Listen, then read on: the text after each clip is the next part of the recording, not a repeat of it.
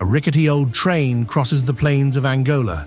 At first glance, nothing remarkable. And yet, this convoy is at the heart of a project that could reshape the world's energy future and Africa's. Deep within Zambia and the Democratic Republic of Congo lie critical resources, copper and cobalt, metals essential to the global energy transition. They power our batteries, our electric cars, our smart grids. And global demand is soaring. For 2 decades, China has invested heavily to secure this supply. Through roads, ports, loans, and partnerships, it has woven a strategic web of influence across the continent. Now, the United States, long on the sidelines, wants to catch up. Together with the European Union and private investors, it is betting on one emblematic project, the Lobito Corridor, a 1,300-kilometer rail corridor connecting Africa's copperbelt mines to the Atlantic port of Lobito. A logistical shortcut, a geo-economic gamble, a counterweight to Chinese dominance. But beyond this power rivalry lies a more fundamental question. Will this new corridor merely accelerate raw resource extraction from Africa? Or could it be the starting point of real development for the region? Stay with us to explore the ins and outs of this crucial question. Welcome to We Emerge, the best place to get inspired and make a difference. If you haven't subscribed yet, you can do so by clicking the subscribe button. Let's get started. The Lobito Corridor links colonial history, civil war, and 21st century African ambitions. In Brussels, some recall that this isn't a new idea. Before the DRC gained independence in 1960, Belgian settlers in Katanga used this railway to export minerals. Originally called the Benguela Railway, it was built by the Portuguese in the early 1900s, linking the port of Lobito on Angola's Atlantic coast to the rich mines of Katanga, now part of the Democratic Republic of Congo and Zambia. Much of the copper and uranium extracted by the Union Minière du Haut-Katanga traveled this route. Congolese uranium, for example, was used in the Manhattan Project during World War II. By 1929, the line was fully operational, but everything came to a halt in 1975, when Angola gained independence and civil war rendered the railway unusable for nearly 30 years. On the Congolese side, poor maintenance and a growing preference for road transport completed its decline. Several bilateral efforts between Kinshasa and Luanda attempted to revive the infrastructure without immediate success. It wasn't until the 2000s that China got things moving again. In 2006, frustrated by Europe's inaction, President Joseph Kabila signed a strategic deal with Beijing, infrastructure projects in exchange for mining resources. Simultaneously, China invested heavily in Angola. Between 2006 and 2014, nearly $2 billion was spent on refurbishing the railway, 67 modernized stations, trains reaching 90 kilometers per hour. In return, Angolan oil. But the results fell short. In 2011, only 5,640 tons of cargo were transported, far from the 20 million projected. Even today, Chinese firms dominate Kolwezi, the nerve center of Congolese mining. Massive waste heaps tower over homes, and artisanal miners dig straight into urban ground. As a result, unprocessed ore is trucked to Indian Ocean ports like Durban in South Africa. Thus, copper, cobalt, uranium, and other strategic metals from the Congolese and Zambian copper belt feed Chinese industrial supply chains. Instead of a triumphant Silk Road, dusty roads continue to serve Asian factories. But in 2023, a new chapter begins. A partnership is signed between the United States, the European Union, Angola, the DRC, Zambia, and the African Development Bank. Objective: revive the corridor by 2026. Funding soon follows.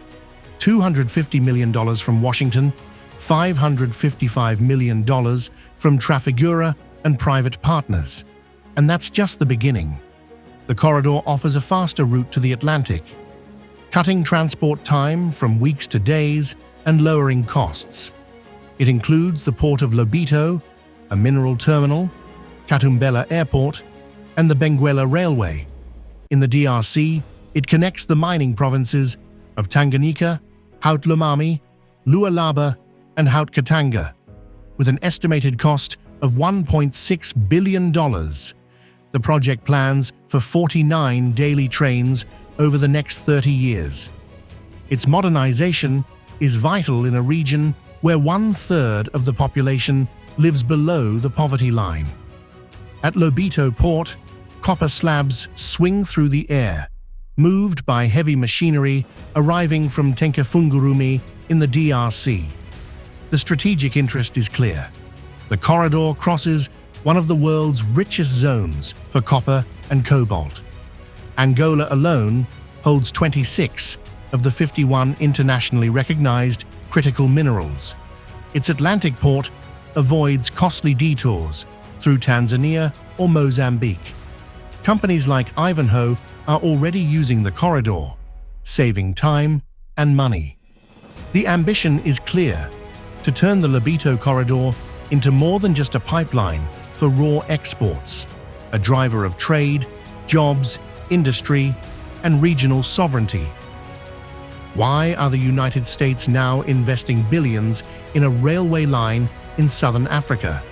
In a word, minerals, copper, cobalt, lithium. These resources are at the heart of the technological and energy revolution, powering electric car batteries, microchips, smart grids, and global demand is booming. According to the International Energy Agency, copper demand could triple by 2040 and cobalt demand could increase sixfold. The Democratic Republic of Congo, DRC, produces over 70% of the world's cobalt, while Zambia is one of Africa's largest copper producers.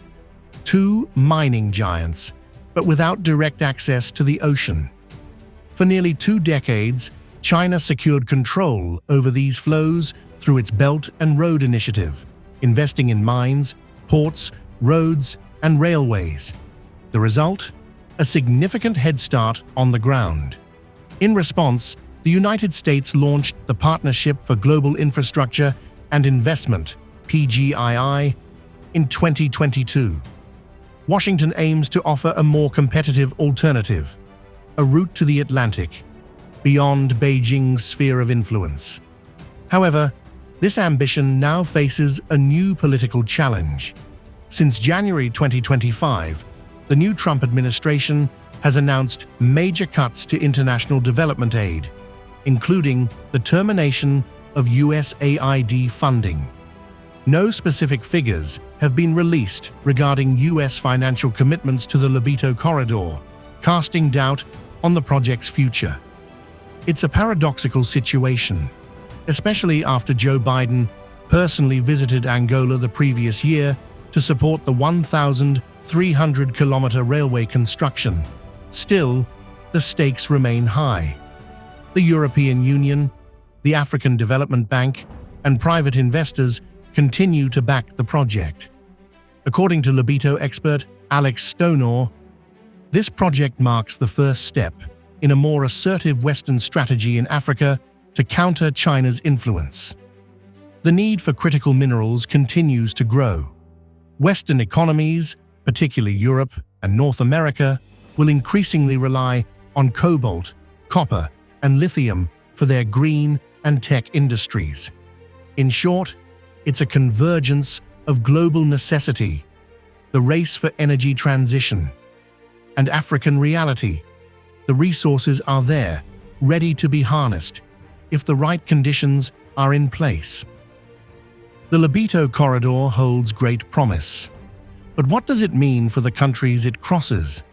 For For landlocked Zambia and the Democratic Republic of Congo, it's a chance to export their minerals faster, more cheaply, and with direct access to the Atlantic, boosting competitiveness. For Angola, it's an opportunity to diversify its economy. For all three, it's a powerful tool to attract investment and industry. But expectations go far beyond logistics and job creation. African nations want more than just exporting raw materials. They aim to transform resources locally, create value, and drive industrialization. Refining copper, producing batteries and electronic components, the goal is clear: move up the value chain. That's where concerns arise. Critics warn of a new form of resource plundering, arguing the Lobito Corridor risks replicating the Chinese model: extract resources in Africa, then ship them abroad, especially to Asia, for processing and value creation, leaving little behind. In Africa, refining plants are scarce. As a result, raw materials are exported cheaply, only to return as expensive finished products. To generate true local wealth, there's a need to scale up industrial capacity, build processing plants, train a skilled workforce, and, crucially, ensure African leadership in the projects. That's the only path to sustainable jobs, especially for the youth. The presidents of Angola, the Democratic Republic of Congo, and Zambia are aware of this. They are calling for a win-win model. Yes, minerals can be exported, but in exchange, there must be tangible benefits for their economies in the form of agricultural goods, manufactured products, infrastructure, and industrial partnerships. Initiatives like the African Union's upcoming model law on mineral resources aim to regulate extraction sustainably and for the benefit of local communities. With the involvement of stakeholders such as the African Development Bank, the Lobito Corridor project is already aligning with these expectations. The goal is clear: avoid repeating the mistakes of the past, when Africa exported its riches without seeing the rewards. But achieving that will require vision, discipline, and above all, that Africa's voice is not only heard, but fully respected. The Lobito Corridor is more than just a railway. It's a symbol of a continent on the move and of a shifting global balance of power. For major world powers, it's a logistical and strategic battle. For Africa, it's a test of its ability to harness its own resources, to set its own terms, and to build its future on its own tracks. But nothing is guaranteed, because between opportunity and dependence, the line is thin. The risk? Repeating an old story, where Africa extracts and others reap the rewards. But today, Africa is ready to write a new chapter. It is choosing, it is negotiating, it is investing. So maybe the real question isn't, can the United States catch up with China? But rather, can Africa, through this corridor, reclaim control over its future and begin the first step toward true economic emancipation?